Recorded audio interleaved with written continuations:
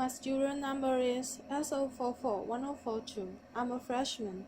The speech title is Why the Best Hire Might Not Have the Perfect Resume by Regina Hartley. Your company launches a search for an open position. The applications start rolling in, and the qualified candidates are identified. Now the choosing begins. Person A, Ivy League, 4.0.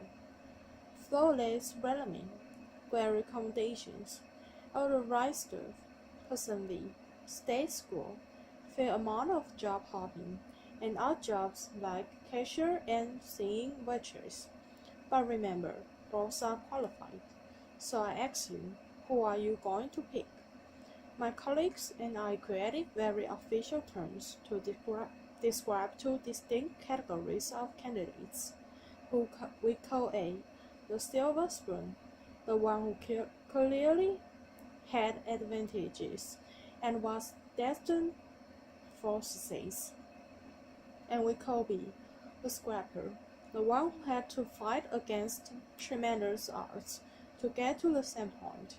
We just heard a human resources director refer to people as silver spoons and scrappers, laughter, which is not exactly politically correct and sounds a bit judgmental.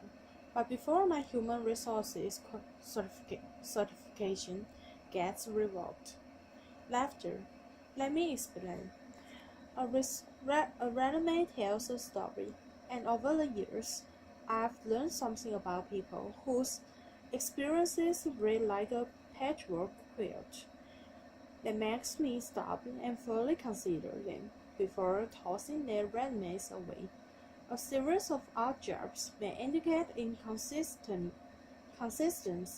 lack of focus, unpredictability, or it may signal a committed struggle against obstacles. At the very least, the scrapper diverses an interview. To be clear, I don't hold anything against the silver spoon.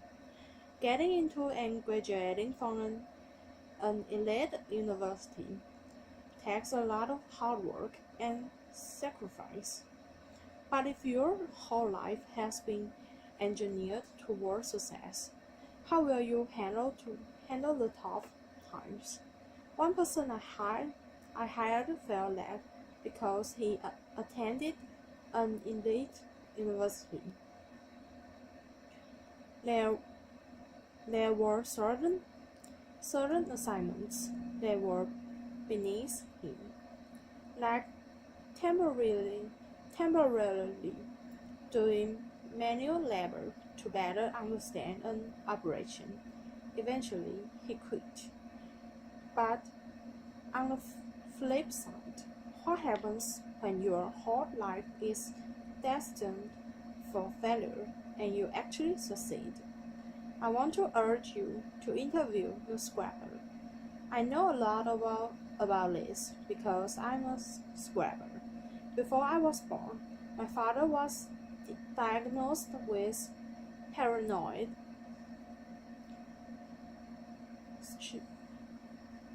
schizophrenia, and he couldn't hold a job in spite of his brilliance. Our lives were one part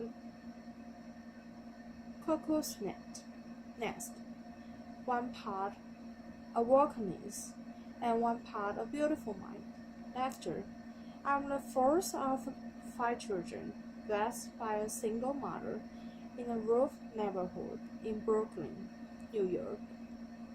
We never owned a home, a car, a washing machine, and for most of my childhood, we didn't even have a telephone.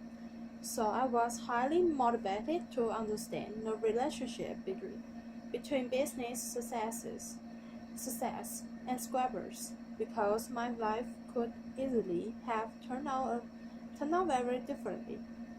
As I met successful business people and read profiles of high-powered leaders, I noticed some commonality. Many of them have experienced early hardships, anywhere from poverty, abandonment, death of a parent while young, to learning disabilities, alcoholism, and violence. The conventional thinking has been that trauma leads to distress, and there's been a lot of focus on the resulting dysfunction. But during studies of dysfunction, data revealed an unexpected insight that even the worst circumstances can result in growth and transformation. A remarkable and counterintuitive phenomenon has been discovered, which scientists call post-traumatic growth. In one study designed to measure the effects of adversity on children at risk, among a subset of 698 children who experienced the most severe and extreme conditions, 41% grew up to lead healthy, successful, and productive lives.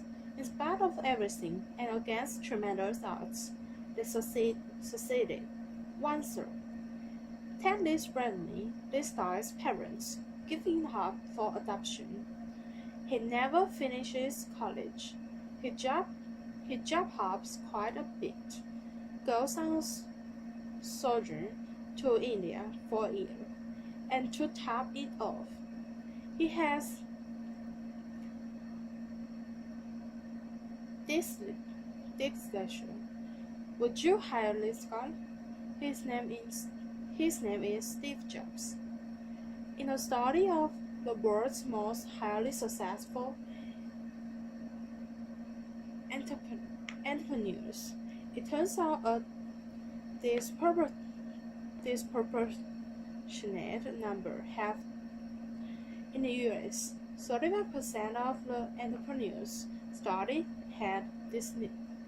What's remarkable, among those entrepreneurs who experience post-traumatic growth, they now view their learning disability as a desirable difficulty who provided them an advantage because they become better listeners and paid greater attention to detail. They don't think they are who they are. They are who they are in spite of adversity.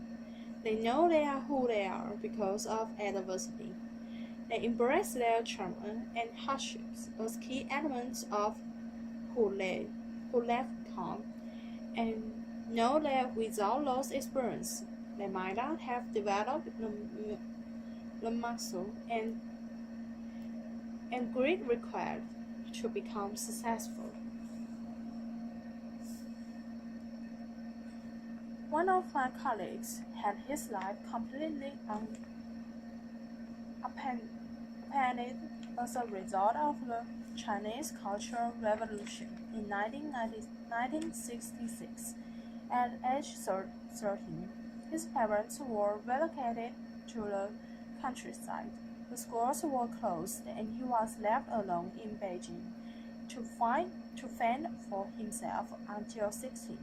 When he got a job in a clothing factory, but instead of accepting his fate, he made a resolution that he would continue his formal education. 11 years later, when the political landscapes changed, he heard about a highly selective university admissions test. He had 3 months to learn the entire curriculum of middle and high school. So every day he came home from the factory, took a nap, studied until 4 a.m., went back to work, and repeated this cycle every day for 3 months. He did it. He succeeded. His commitment to his education was unwavering, and he never lost hope.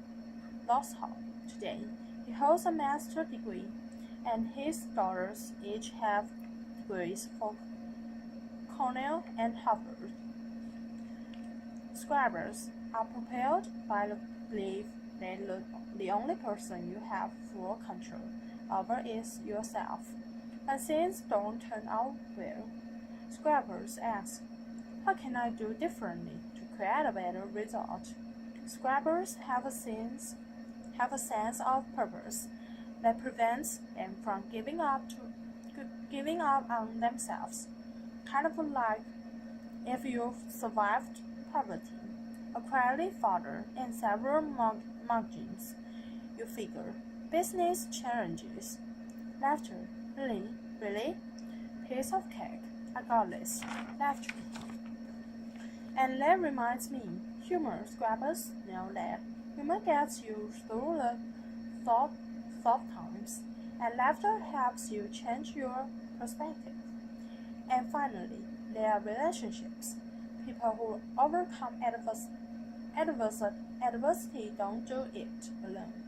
Somewhere along the way, they find people who bring out the best in them and who are invested in their success.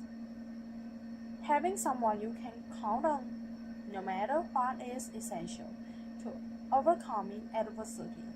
I was lucky. In my first job after college, I didn't have a car, so I carpooled across 2 bridges with a woman who was the president's assistant. She watched me work and encouraged me to focus on my future and now build on my past. Along the way, I've met many people who've provided me brutally honest feedback, advice, and mentorship. These people don't mind that I once worked as a singing waitress to help pay for college. Laughter. I've left you with one final, valuable insight. Companies that are committed to diversity and inclusive practices tend to support Scrappers and outperform their peers. According to Diversity, a study of their top 50 companies for diversity outperformed the S&P 500 by 25%. So, back to my original question, who are you going to bet on? Silver spoon or Scrapper? I said choose the underestimated contender. Both secret weapons are passion and purpose. Hire the Scrapper. A plus.